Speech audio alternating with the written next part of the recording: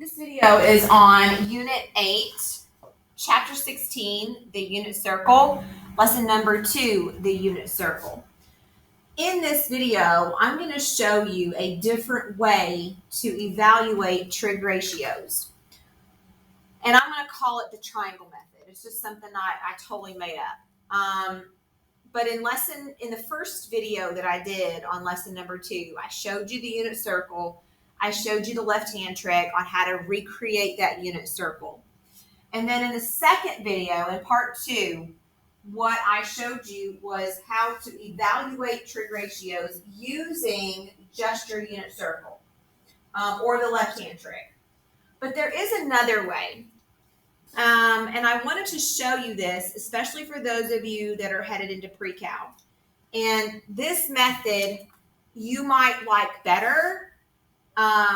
It might be easier for you, but I wanted you to know that this method is out there. Using this method, we have to pay attention to what quadrant we're in.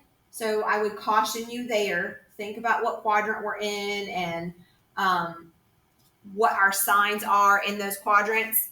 And also, we've got this information here that's also so very important. So sine of theta, remember, is the y-coordinate.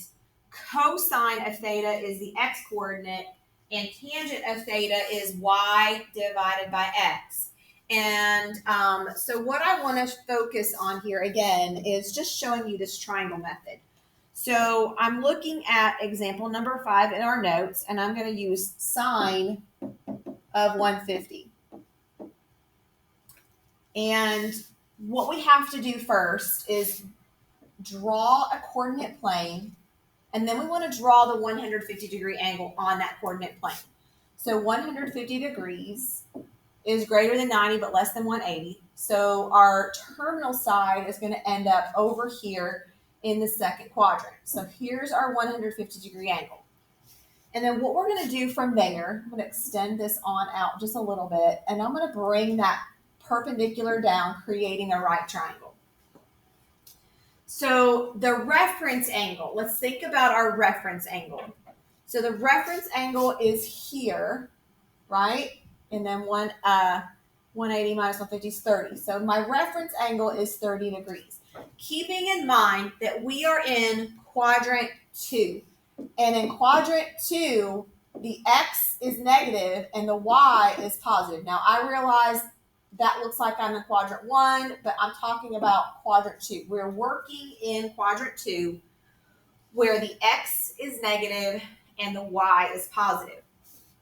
And remember that the x is your cosine and the y is your sine. Okay? So, that being said, I need the sine of 150. So because the y-coordinate is positive in quadrant 2, my answer here is going to be positive. And I'm going to fill in our special right triangle. So if you're looking at this reference triangle that I've got, across from the 30, remember your special 30, 60, 90 right triangle. Across from 30 is our x. And then across from the 60 is our x times the square root of 3. And your hypotenuse is the 2x. So if I want sine is opposite over hypotenuse. So I have x over 2x. The x's are going to cancel, and I get 1/2. And I know that in quadrant 2, the sign is positive, so my answer is 1/2. All right. So you could also look at that as sine is, well, no, let me move on. Let me move on to the next one before I get into that. So let's say I have cosine of 225. Again, what we want to do here is we want to draw on a coordinate plane. 225 degree angle is going to fall in quadrant 3. So there's my terminal side. Okay. And I'm going to draw let me erase that just a little bit. I'm going to extend this out, draw my right triangle. And for cosine of 225, my reference angle is here, and that's going to be 45 degrees. Now, in quadrant 3, your x is negative and your y is negative. And remember, that's the cosine is the x and the y is the sine. I'm looking for the x coordinate, and this answer should be negative. It'd be negative regardless because it's in quadrant 3. Let's fill in our parts of our special right triangle. So in a 45, 45, 90, both of your legs are your x, and your hypotenuse, which is also your radius here, is x times the square root of 2. So for cosine of 225, we want adjacent over hypotenuse. So I have x divided by x square root of 2. The x's are going to cancel, so I have negative 1 over square root of 2. Multiply by the square root of 2 over square root of 2, and you get negative square root of 2 over 2 for the cosine of 225. So you can use this triangle method to evaluate these trig functions in our special right triangles. Let's do tangent of 240. So tangent of 240, again, first thing is to draw the triangle. Draw the coordinate plane. And then identify where that terminal side is going to be. So 240 is going to be down in the third quadrant again. Tangent of 240 is going to be right about there. Okay. I'm going to extend this and draw my right triangle. Now, what is the reference angle? So 240, the reference angle is here. Okay. So if I take 240 minus 180, I've got a reference angle of 60 degrees, which means this is my 30. Okay. Now, cross from the 30 is our x. Cross from the 60 is our x times the square, times the square root of 3. And then your hypotenuse is always the 2x. I would like to point out one other thing here, because you might see this said or illustrated a little different later on. But we know that tangent is not just opposite over adjacent, but it's also the y divided by the x. Well, in these triangles, because this value here is on the x-axis, that x is the x, and the y is the x square root of 3. So if you know those trig ratios that I was pointing out on the other slide, then we know to take the y value, which is x square root of 3, and divide by the x value, which is x, and we get square root of 3. Now, we also need to pay attention to, because I totally forgot about this as I was setting this up, we are in quadrant 3 where the x is negative and the y is negative, and I don't know why I drew a y there. Should be a negative. And the tangent in quadrant 3 is positive.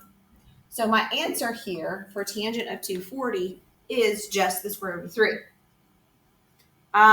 If you've got any of these others that have radian measures in them, let's do one that's got a radian measure. So let's look at, let's say, sine of 7 pi over 6. So 7 pi over 6 is going to be in quadrant 3 again. And I keep picking ones in quadrant 3. I'm so sorry. 7 pi over 6 is 1/6 past the 180. So that reference angle is somewhere right in there. And I know that because remember 180 is 1 pi. And 6/6 would be 1 pi. 7/6 is just 1 past it. So this has a reference angle of 30 degrees. So this is 30, this is my 60, and then of course my 90. Let me fill in my reference, my special right triangle. Across from the 30 is the x, across from the 60 is the x times the square root of 3, and my hypotenuse, which is also my radius, is 2 times x. And remember, I'm going to add these in here, that's my x, this is my y. Sine is the y value. So sine of 7 pi over 6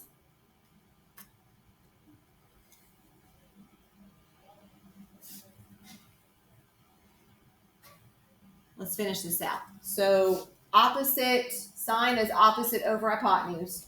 So I have x over 2x, and the x's are going to cancel, and I get 1/2. And in this quadrant, the x is negative and the y is negative.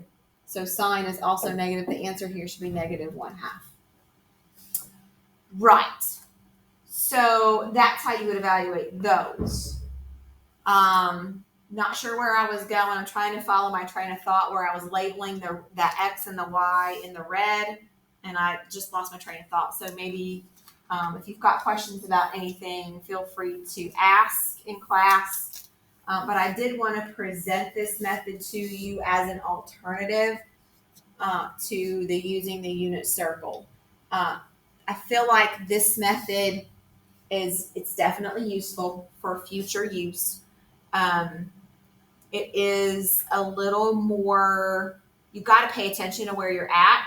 And sometimes I forget to pay attention to where I'm at. So what quadrant I'm in, whether or not the x is positive or the y is positive or which one's negative. I do struggle using this method sometimes because I'm not quite paying attention. But I did want to show you how to use, again, what I just called the triangle method of evaluating your trig functions and the unit circle.